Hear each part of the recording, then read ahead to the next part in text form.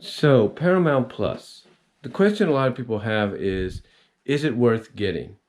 And my honest opinion, I think it is.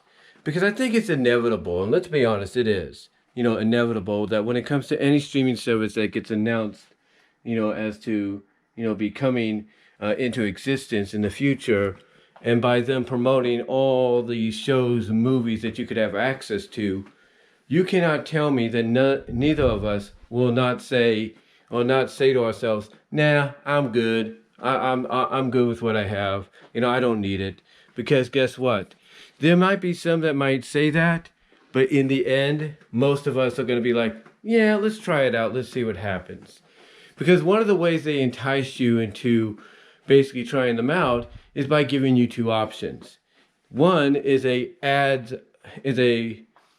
is an option for a $4.99 or $5 a month service, which includes ads, maybe not many ads, but just a few here and there. And then the other is the $9.99 monthly option that basically allows you to watch all the shows and movies uninterrupted. So there's that. There's that. And by offering those, by basically talking about those kind of offers, or basically offering those kind of services, of course it's going to entice anybody to want to try it out. And quite honestly, just like with any streaming service, at launch, Paramount Plus is going to go through a lot of growing pains.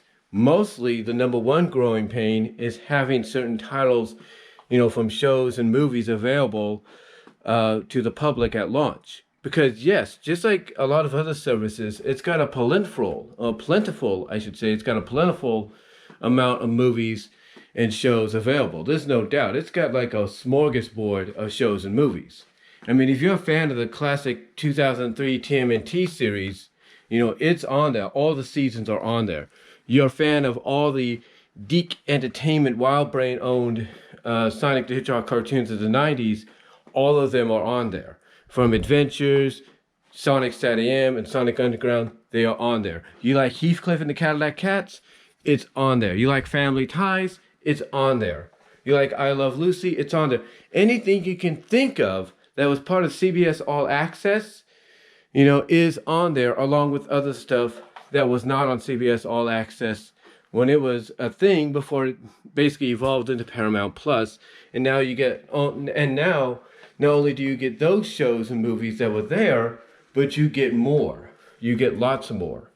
But unfortunately, you don't get everything right off the bat that you would think, since it's under the Paramount, CBS, Viacom umbrella, you would think would be there at launch. It's not. There are some movies and shows that I'm surprised are not there yet, and I think it's all due to certain distributing licensings and in agreements that are still being waited out to expire with the other services or places that they're a part of. I mean, to give you a good example of what I'm talking about, basically Disney Plus, when it launched, you would think, since they own Marvel Studios, they would have access to be able to put all the Marvel movies, on the service at launch. But no, they had to tell people that even though they had an image for that movie available to click on, that basically when you clicked on it, it said it'll be available at a certain date because it's currently with another service due to agreements and all that.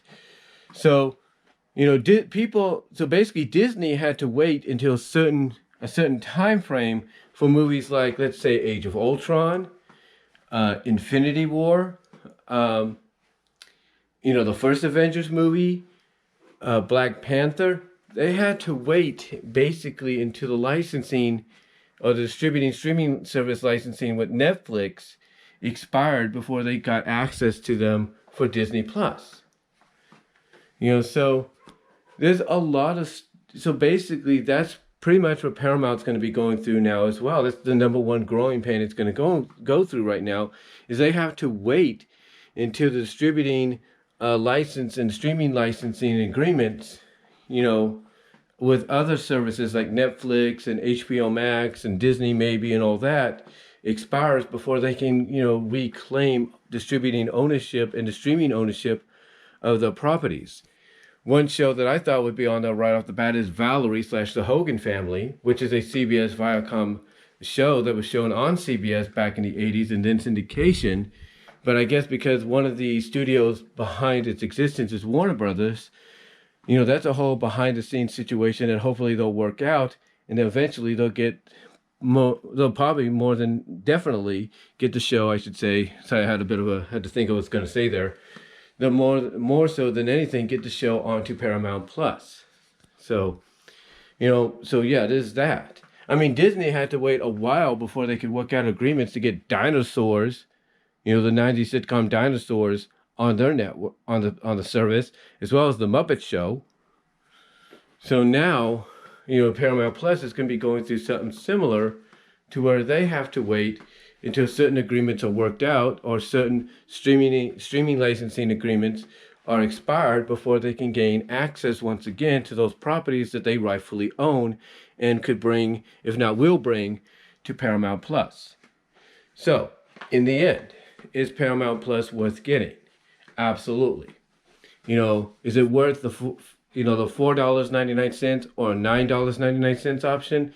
Absolutely. Although I'd go with the $9.99 option, because I'd rather watch a show without commercials, And if you have Xfinity, it's going to be on your Xfinity box as well.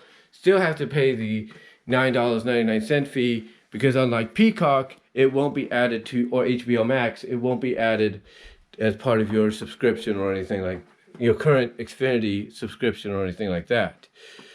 But overall, yeah, it's definitely, in my opinion, worth getting, because, like I said, over time, it's gonna give you access to more titles. More titles are gonna be coming, from movies to shows and all that. I mean, like I said, it's got the 2003 TMNT series, all the series, including Fast Forward and Back to the Sewers. It's got all the 90s Sonic the Hedgehog cartoons, all the episodes, all the seasons, if you will. Nothing cut out. It's got, Heathcliff in there. It's got, from the 80s with the Cadillac Cats. It's got all that. And to me, as somebody that grew up in the 80s and the 90s and enjoyed the 2003 series of TMNT, I'm cool. I have no problem, paying the monthly $9.99 billing for this, because I think it's worth it. I really do. I think it's really worth it. And inevitably, when they do find a way to get the classic 80s and 90s TMNT series on there, there's no doubt that that's going to really, pump up, signatures and signups, because a lot of people are fans of that, and they would love nothing more than to have one place to view the classic 80s, 90s TMNT cartoon. And I guarantee you, once that gets announced, a lot of they're going to see a huge increase of signups. There's no doubt. But yeah, is it worth getting? Absolutely.